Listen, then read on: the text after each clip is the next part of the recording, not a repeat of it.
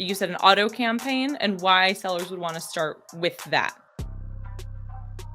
A lot of people, for some reason, they don't even start with auto campaigns. They just have a list of keywords. They say, these are my keywords, and we start targeting these right away. An auto campaign, basically, Amazon will look at your listing, and they're looking at the back end and all the keywords that you have in there, and they're letting their algorithm decide, let me test out these words and these words, and it can run forever, an auto campaign. It'll just continuously generate more and more terms based on what Amazon thinks your listing would be a good fit for. Remember, Amazon, they don't only want you to pay for ads. They want to make they don't want your cost per click. They want your FBA fee. Like, that's where they get all their money from. They want you to make a sale. So they're going to show you for things that they want to see sales on. And if your listing is optimized properly, they're going to show you for a lot of different terms. And also in the beginning of a listing, when you're launching it, because if we're talking about an auto campaign, usually that's during the launch, you want to make sure that you have a nice price also, because that'll affect your conversion rate.